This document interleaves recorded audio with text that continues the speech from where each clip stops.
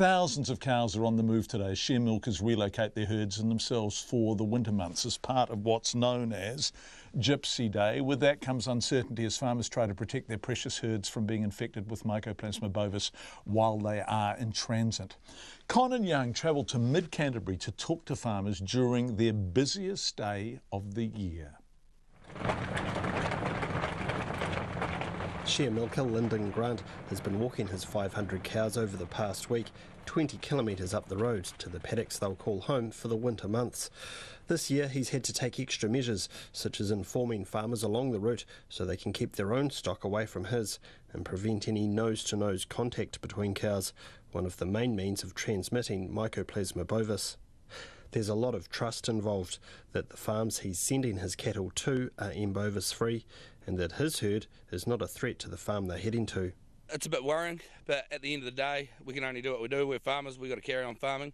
As long as we talk to everyone and use best practice, I feel we should be fine.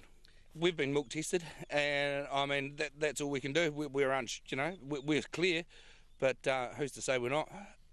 With unreliable sort of testing, but we can only do what we do. We've talked to guys and they said they're clear, so we've just got to go with that information and go for it. As a sharemilker, Lyndon doesn't own any land, meaning all of his money is tied up in his herd.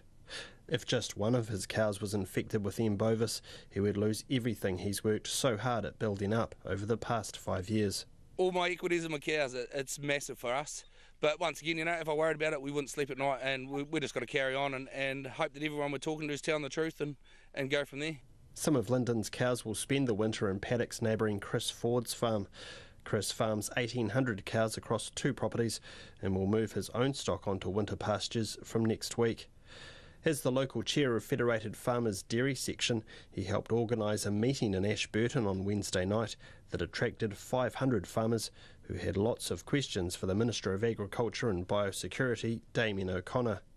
A theme that came up repeatedly was the need for more information about which farms are infected. People would like more information. There is a good reason why some of these privacy things are in place, and if you have a question or want to know something, you go straight to the farmer, straight to the source, and ask. Instead of mucking around with different channels. Go straight to the source and ask the question. MPI has been out in force today ensuring all cows that are being moved have been tagged as part of the National Animal Identification and Tracing Scheme, or NAIT for short. Chris Ford says the fact the scheme hasn't been complied with has made it more difficult than it should have been to trace the spread of M. bovis, and he says there's room for improvement. It's like another job. We're given 2 days to put any entries in, and I think in some cases, in a lot of cases, just farmers just haven't had time to sit down and do it, and they do all their entries as batch data entries. So once a fortnight they might sit down and actually do all their data entry. I think there's ways to improve it. Make things more with apps. Have an app, so when your cows go that day, as they walk past the scanner, it's downloaded straight to your phone, downloaded straight to NAIT, and your movement's done, recorded with no extra stress. Chris Ford says the practice of moving cattle from one end of the country to the other for winter grazing, or as part of the daily trading of stock that goes on in New Zealand, may have to change if the spread of M. bovis is going to be stopped. But he says most problems will be sorted out through due diligence and asking lots of questions about where stock have come from in the first place. In mid-Canterbury for Checkpoint, ko Conan Young tēnei.